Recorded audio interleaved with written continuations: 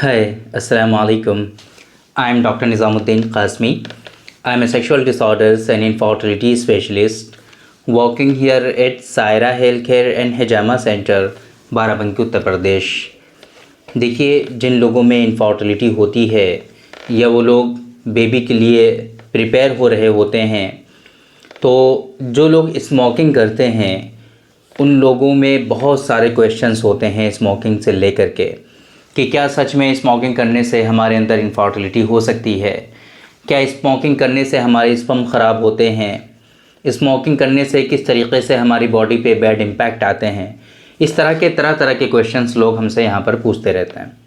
तो आज के इस वीडियो में बेसिकली हमारा मकसद है आप लोगों को बताने का कि सिर्फ स्मोकिंग ही नहीं, बेसिकली आप किसी भी तरह से जो निकोटिन इंटेक करते हो, चाहे वो तंबाकू की फॉर्म में हो, पान की फॉर्म में हो, गुटखे की फॉर्म में हो, बीड़ी की फॉर्म में हो या सिगरेट की फॉर्म में हो या किसी भी और फॉर्म में निकोटिन जो इंटेक हो रहा है, तो उसकी वजह से आपकी फर्टिलिटी पे, आपके स्पर्म पे क्या बैड इम्पैक्ट आते हैं, ये सारी चीज़ें और किस तरीके से वो बैड इम्पैक्ट आते हैं। और हम कंपैरिजन करेंगे एक स्टडी के अकॉर्डिंग, जो रिसर्च हुई है उसके अकॉर्डिंग हम बात करेंगे कि जो नॉन स्मोकर होते हैं और जो स्मोकर होते हैं उन लोगों में क्या डिफरेंस होता है। तो देखिए, बहुत अच्छी बात है कि आप लोगों को ये सारी बातें पता चल जाती हैं इतनी आसानी से, है ना। आजकल हम लोग आप लोगों को बताते रहते हैं और आप लोगों को आसानी से पता चल जाती हैं ये सारी चीज़ें। बहुत ही मुश्किल हुआ करता था पहले, इतनी स्टडी भी नहीं थी और बहुत ही परेशानियों से ये सारी इन्फॉर्मेशन मिला करती थी। आजकल आप लोगों को इतनी आसानी से मिल रही हैं, तो आप लोगों को इसको थोड़ी सी वैल्यू देनी चाहिए।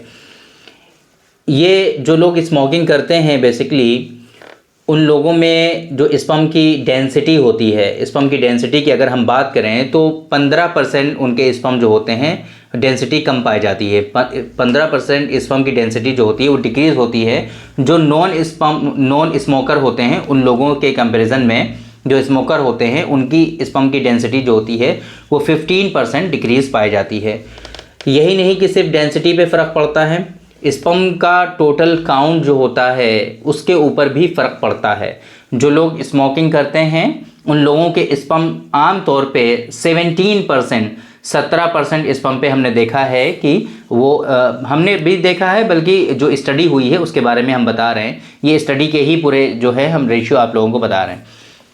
तो 17% स्पर्म जो होते हैं वो डिक्रीज़ होते हैं टोटल स्पर्म काउंट में, जो लोग स्मोकिंग करते हैं उन लोगों से जो लोग स्मोकिंग नहीं करते हैं। इसी तरीके से स्पर्म की मोर्टेलिटी की अगर हम बात करें, है ना, मोर्टेलिटी जो होती है वो भी डिक्रीज़ हो जाती है, वो 16% डिक्रीज़ होती है। तो ये एक तरीके से समझ लीजिए कि इस तरीके से आपके स्पर्म पे बैड इम्पैक्ट आता है। यही नहीं कि सिर्फ आपके काउंट कम होते हैं, डेंसिटी ख़राब होती है या फिर मोर्टेलिटी पे इफ़ेक्ट आता है, डीएनए स्पर्म का जो बेसिक स्ट्रक्चर होता है उस पर भी बैड इम्पैक्ट आता है। इवन उनकी जो है फंक्शनैलिटी जो स्पर्म की होती है वो भी ख़राब होती है। तो प्रॉपर वे में जाहिर सी बात है कि कंसीव होने में भी प्रॉब्लम होती है जो लोग स्मोकिंग करते हैं, है ना। ऑक्सीडेटिव स्ट्रेस जो होता है वो बढ़ता है। स्मोकर जो होते हैं उन लोगों में क्या होता है कि ऑक्सीडेटिव स्ट्रेस जो होता है वो बढ़ता है, जिसकी वजह से उनके अंदर इनफर्टिलिटी होती है। ये तो हो गई एक बात स्पर्म के बारे में, इस तरीके की कि क्या क्या फ़र्क होते हैं, क्या क्या बैड इम्पैक्ट आते हैं जो लोग स्मोकिंग करते हैं। आईवीएफ के बारे में अगर हम बात करें कि दो तरह के लोग आईवीएफ कराते हैं, एक वो जो स्मोकिंग करते हैं, जो स्मोकर होते हैं, दूसरे वो जो स्मोकिंग नहीं कर रहे होते हैं, नॉन स्मोकर होते हैं। तो उन दोनों में भी क्या सच में फ़र्क आता है। तो अभी हमने एक स्टडी देखी थी, तो आईवीएफ जो सक्सेस रेट की अगर हम बात करें, सक्सेस का मतलब ये होता है कि प्रॉपर वे में कंसीव हो जाए और बेबी हाथ में आ जाए, है ना, उनके हाथ में बेबी हो, प्रॉपर वे में उनको बच्चा मिल जाए, उसी को हम लोग सक्सेस मानते हैं। तो सक्सेस जो होता है, जो नॉन स्मोकर होते हैं उनमें 21% के चांसेस होते हैं।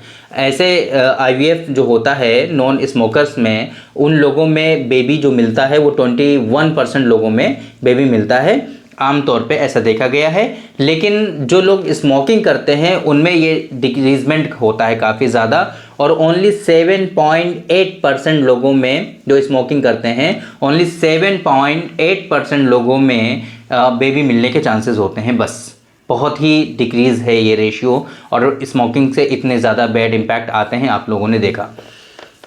बेसिकली होता क्या है, जो लोग सिगरेट पीते हैं, बीड़ी पीते हैं, गुटखा खाते हैं, तो वो निकोटीन इंटेक करते हैं। निकोटीन क्या करता है, डायरेक्टली आपके जिंक पर अटैक करता है। अब जाहिर सी बात है, इसी तरह के स्ट्रक्चर से मिल करके आपका जो है स्पर्म बनता है। तो फिर अब जाहिर सी बात है, अगर जिंक, इसी वजह से जिंक बहुत इंपॉर्टेंट होता है और जिंक जो है इंटेक कराया जाता है ऐसे पेशेंट में अगर स्पर्म से रिलेटेड इश्यूज होते हैं, है ना। तो जिंक पर ये अटैक करता है, जिससे क्या है कि स्पर्म का डीएनए खराब हो जाता है, स्पर्म का बेसिक स्ट्रक्चर जो होता है वही खराब हो जाता है, उसकी फंक्शनैलिटी जो है खराब हो जाती है। और असल में होता क्या है, सिर्फ इसके अंदर निकोटीन तो होता नहीं है। आप लोगों ने देखा होगा कि गुटखा गुटखा फाड़ करके लोग बस ऐसे खा लेते हैं। आजकल तो ऐड भी आ रहे हैं, बड़े बड़े सेलिब्रिटीज़ जो होते हैं वो लोग भी ऐड कर रहे हैं, है ना। दाने दाने में कैसर का दम, बहुत कुछ चल रहा है आजकल। तो लोग जुआ को प्रमोट कर रहे हैं, नशे को प्रमोट कर रहे हैं। आजकल हो क्या रहा है कुछ समझ में नहीं आ रहा है। जितनी भी ख़राब चीज़ें हैं वो सब सेलिब्रिटीज़ आजकल उसको जो है प्रमोट कर रहे हैं। आजकल हर एक के मोबाइल में ऑप्शन है, आप जुआ खेल सकते हैं, है ना। यही तो सब बुरी लत है, इसी से तो बर्बाद होती है हमारी जनरेशन। लोगों की समझ में नहीं आ रहा है, बस जुआओं को प्रमोट किया जा रहा है, नशे को प्रमोट किया जा रहा है। दाने दाने में कैसर का दम, अरे भाई वो दाना कैसर का दम कैसे वहाँ से मिल जाएगा? उसके अंदर इतने हार्ड मटेरियल्स होते हैं, उसके अंदर क्या क्या मिला दिया जाता है कुछ पता नहीं। निकोटीन तो होता ही है, जो उसके नुकसानात हैं वो तो हैं ही, लेकिन उसके अंदर बहुत सारी चीज़ें ऐसी मिला दी जाती हैं जिसके बहुत ज़्यादा पता नहीं क्या क्या मिलावट होती है। सारी गंदी संदी चीज़ें उसके अंदर मिला दी जाती हैं। लोग उसको देखते तक भी नहीं है, उसको फाड़ते हैं, बस मुंह में रख लेते हैं, खा लेते हैं।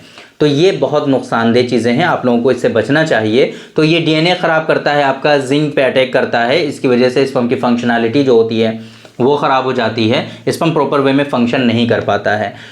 यही नहीं, ये आप लोग बिल्कुल ना समझें कि सिर्फ़ और सिर्फ यही परेशानियां आपको होती हैं। अगर आप सिगरेट पीते हैं या गुटखा खाते हैं, तंबाकू का सेवन करते हैं, तो सिर्फ और सिर्फ यही परेशानियां आपको नहीं होती हैं कि फर्टिलिटी पे बैड इम्पैक्ट आते हैं। आपकी सेक्सुअल लाइफ भी इससे बहुत ज़्यादा ख़राब होती है। ये डायरेक्टली क्या करता है, निकोटीन आपके ब्लड वेसल्स जो होती हैं उनको अफेक्ट करता है, ब्लड वेसल्स को अफेक्ट करता है। अब जाहिर सी बात है, ब्लड वेसल्स को जब अफेक्ट करेगा तो ब्लड सर्कुलेशन आपका डिक्रीज़ होगा, और सेक्सुअल फंक्शनैलिटीज़ के लिए, सेक्सुअल फंक्शंस के लिए आपका ब्लड सर्कुलेशन बहुत अच्छा होना चाहिए। ब्लड सर्कुलेशन आपका बहुत अच्छा होना चाहिए। जब ब्लड सर्कुलेशन आपका अच्छा होगा तभी प्रॉपर वे में इरेक्शन होगा, तभी आपके अंदर ख्वाहिशात होंगी, तभी आपको सब कुछ होगा। इवन आप लोग जो बहुत ज़्यादा क्रोनिक स्मोकर होते हैं उन लोगों में देखा गया है कि उनको इरेक्टाइल डिसफंक्शन भी हो जाता है। बहुत सारे लोग क्वेश्चन, तो इस वजह से ये तो है ही कि आपको फर्टिलिटी से रिलेटेड प्रॉब्लम्स होती ही हैं, साथ साथ में आपको इरेक्टाइल डिसफंक्शन और सेक्सुअल डिसऑर्डर्स भी हो सकते हैं। ये सारी चीज़ें देखने को पाई जाती हैं। अगर आप बेबी प्लान कर रहे हैं, स्मोकिंग करते हैं कुछ लोग, तो वो कहते हैं कि स्मोकिंग तो हमसे छूटेगी नहीं, स्मोकिंग तो हमें करनी पड़ेगी। अगर आप बेबी प्लान कर रहे हैं या अगर आप आईवीएफ करना चाह रहे हैं, दो कंडीशन हमने बताई। अगर बेबी प्लान कर रहे हैं नॉर्मली या आईवीएफ आप प्लान कर रहे हैं, तो कम से कम 3 महीने पहले आपको स्मोकिंग छोड़ देनी चाहिए। 3 महीने पहले, 3 महीने पहले आप छोड़ देंगे तो फिर आपकी बॉडी में जो बैड इम्पैक्ट हुए हैं वो तो खैर जो हुए हैं वो तो हो गए हैं, बट नए सिरे से बैड इम्पैक्ट आपकी बॉडी में नहीं होंगे।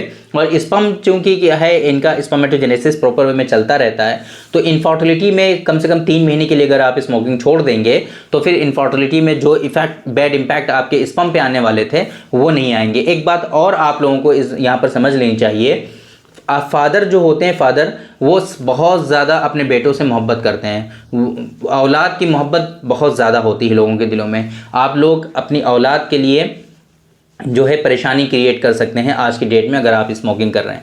ऐसे एक स्टडी में ये बात अभी साबित हुई है, देखा है हमने रिसर्च पेपर, कि जो लोग स्मोकिंग करते हैं उन लोगों के जो बच्चे होते हैं उन लोगों के स्पर्म में परेशानियाँ देखने को मिलती हैं। तो अगर आप आज की डेट में स्मोकिंग कर रहे हैं और आपके बच्चे हैं तो आगे चल करके, अभी नहीं मतलब बच्चे अगर हो गए हैं बाद में आप स्मोकिंग कर रहे हैं तब तो इफेक्ट नहीं आएगा, जाहिर सी बात है। लेकिन पहले से अगर आप स्मोकिंग कर रहे थे, बच्चे आपके हो गए हैं, तो फिर वो जो स्पर्म में डीएनए में जो इफेक्ट होता है स्मोकिंग करने की वजह से, वो कहीं ना कहीं स्पर्मेटोजेनेसिस में आपके बच्चों में प्रॉब्लम क्रिएट करेगा और उनके स्पर्म की मोटेलिटी, स्पर्म की डेंसिटी, स्पर्म का काउंट, ये सारी चीज़ें उसमें डिक्रीज मिलेंगी और वो आगे चल करके इनफर्टिलिटी से सफ़र कर सकता है। हमें बहुत से लोग ये क्वेश्चन करते हैं कि क्या करना चाहिए कितने दिन के लिए। तो कम से कम बेहतर तो ये है कि आप सिगरेट नोशी जो है, स्मोकिंग जो है, वो आप हमेशा के लिए छोड़ दें। इससे अच्छी तो कोई बात नहीं है। लेकिन अगर आप हमेशा के लिए नहीं छोड़ सकते हैं तो कम से कम 3 महीने तक के लिए ज़रूर छोड़ दीजिए, जब तक आपकी वाइफ कंसीव नहीं हो जाती हैं। 3 महीने पहले से आप लोग स्मोकिंग छोड़ दीजिए, ड्रॉप कर दीजिए। कहते हैं कि थोड़ी बहुत सिगरेट पी लें, क्या फ़र्क पड़ेगा। तो आप लोगों को बता दें कि थोड़ी बहुत से मतलब नहीं होता है। अगर आप 1 सिगरेट भी लेते हैं पर डे, 1 सिगरेट, तब भी ये सारे बैड इम्पैक्ट आपकी बॉडी में आएंगे ही आएंगे। और आजकल एक चीज़ और बता दें, डेली का आप जो है देख लीजिए एयर क्वालिटी इंडेक्स कितना, AQI कितना ख़राब चल रहा है आजकल। एयर क्वालिटी इंडेक्स बहुत ख़राब है। वहाँ के बारे में ये बात अभी आई है भी हम कि जो है डेली बेसिस पे वहाँ आप जो है अगर दिल्ली में रह रहे हैं तो आप 2-4 सिगरेट 10 सिगरेट तो ऐसे ही पी रहे हैं बस, खुद ब खुद। जितना बैड इम्पैक्ट आपकी बॉडी में आता है सिगरेट पीने से, जितने हार्मफुल इफेक्ट आते हैं आपकी बॉडी में सिगरेट पीने से, उतना इफेक्ट आप चाहे स्मोकिंग करें या ना करें, खुद ब खुद आपकी बॉडी में आ जाएंगे वहाँ पर। तो आम तौर पे देखा गया है इनफर्टिलिटी से रिलेटेड कॉजेज़ आजकल दिल्ली में बहुत इंक्रीज़ हो रहे हैं। हमारे पास भी बहुत सारे पेशेंट दिल्ली के हैं जो कांटेक्ट करते हैं स्पर्म से रिलेटेड डिसऑर्डर्स के लिए। तो दिल्ली का इशू बहुत ज़्यादा है। इस वजह से अगर आप स्मोकिंग नहीं करते हैं, अगर आप ये सोच रहे हैं कि सिर्फ 1 सिगरेट हम पी लेंगे तो कुछ नहीं होगा 1 सिगरेट से भी आपकी बॉडी में बहुत सारे इफ़ेक्ट आएंगे। इस वजह से आप लोगों को कम से कम 3 महीने के लिए स्मोकिंग बिल्कुल छोड़ देनी चाहिए। तो उम्मीद करते हैं कि आज के इस वीडियो में जो हमारा बताने का मकसद था स्मोकिंग से रिलेटेड, वो आप लोगों की समझ में आ गया होगा। ये सिर्फ स्मोकिंग नहीं, किसी भी तरह से आप निकोटीन इंटेक करें, चाहे वो तंबाकू की फॉर्म में हो, गुटखे की फॉर्म में हो, पान की फॉर्म में हो, बीड़ी की फॉर्म में हो, या फिर आप स्मोकिंग कर रहे हैं, किसी भी तरीके से आप कर रहे हैं, तो फिर वो सारे के सारे बैड इम्पैक्ट आपकी बॉडी में ये सारे देखने को मिलेंगे। और किस तरीके से आपकी बॉडी में ये बैड इम्पैक्ट आते हैं, ये सारी चीज़ें हमने आपको बताने की कोशिश की है। उम्मीद करते हैं कि आप लोगों को ये सारी इन्फॉर्मेशन पसंद आई होगी, आप लोगों को फ़ायदा हुआ होगा। तो थैंक यू वेरी मच, बहुत बहुत शुक्रिया आपका। आज के इस वीडियो में इतना ही। इंशाल्लाह कल फिर मुलाकात होगी आपसे एक दूसरी वीडियो में। हम डिस्कस करेंगे आपसे एक दूसरे टॉपिक पर। तब तक के लिए आप हमें इजाज़त दीजिए। अस्सलामु अलैकुम।